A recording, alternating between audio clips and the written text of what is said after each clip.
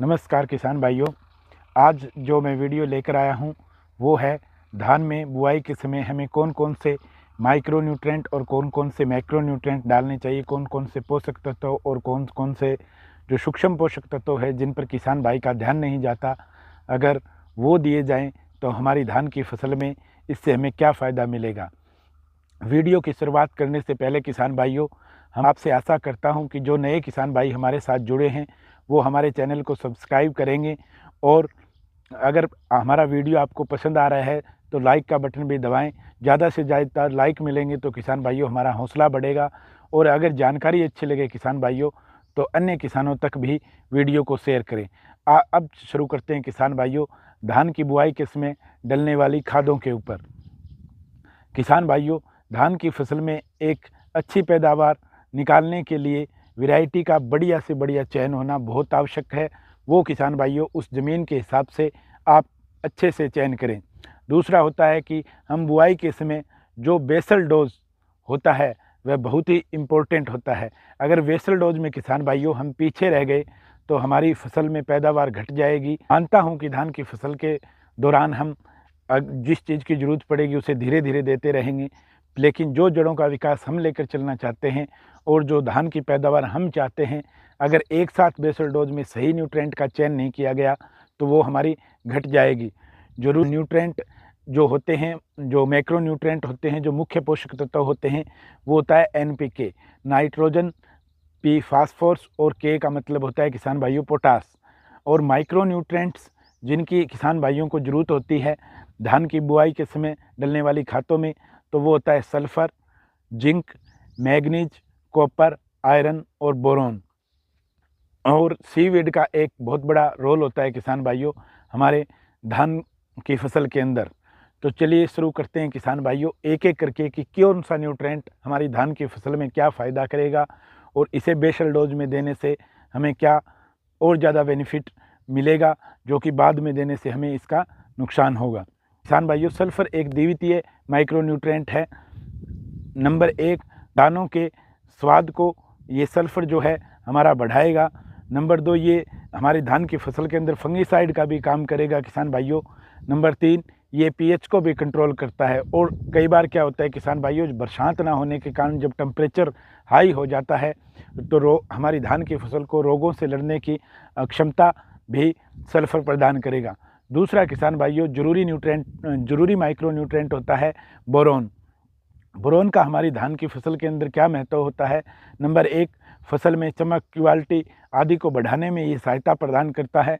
Number 2, सूखे के प्रति सहनशील होता है। और नंबर तीसरा जो इम्पोर्टेंट इसका होता है, ये हमारे फूल जो होते हैं उनको फ्लोरिंग स्टेज पे बढ़िया से तैयार करेगा और फल में किसी भी तरह की जो दाना बनेगा उसमें कोई खराबी नहीं आएगी अगर हमारी बोरोन की कमी पूरी है।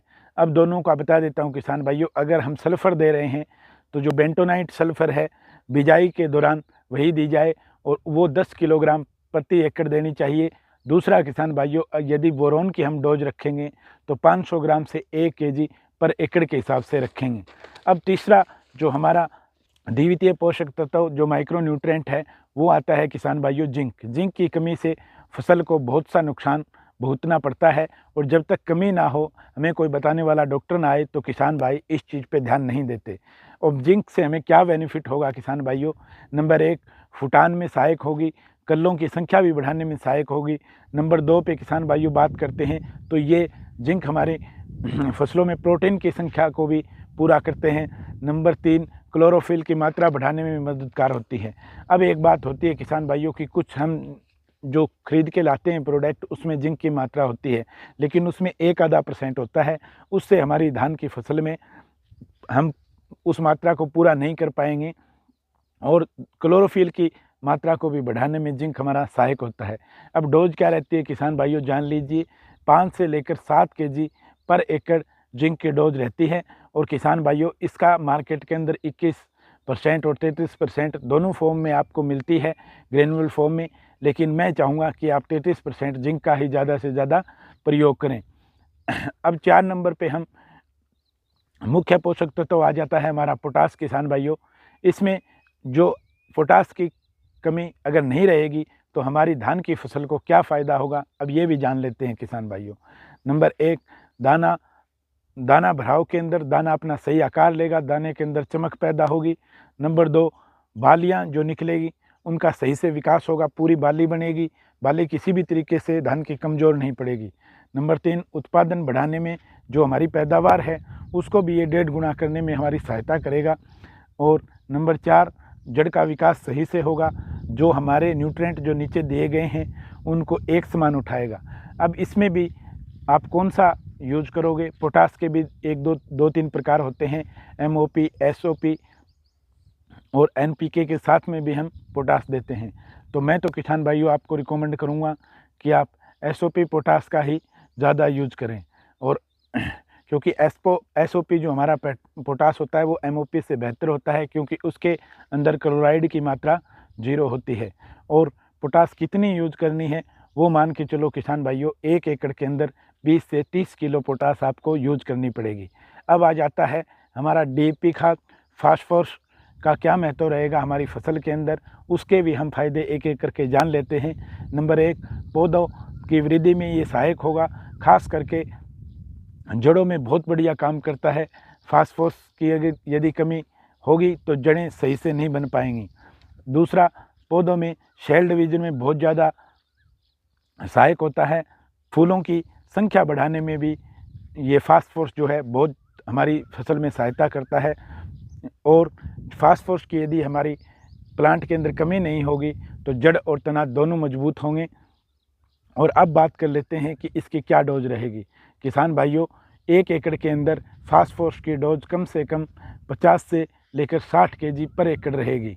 अब बात कर लेते हैं किसान भाइयों नाइट्रोजन की, यूरिया खाद की। यूरिया खाद तो आप लगभग सभी किसान भाई जानते हैं कि हम बढ़वार के लिए डालते हैं, हमारी फसल हरी भरी रहे और पत्तों के अंदर क्लोरोफिल की कमी ना रहे। ये 2-3 चीज़ों पे नाइट्रोजन की बहुत ज़्यादा ज़रूरत होती है किसान भाइयों।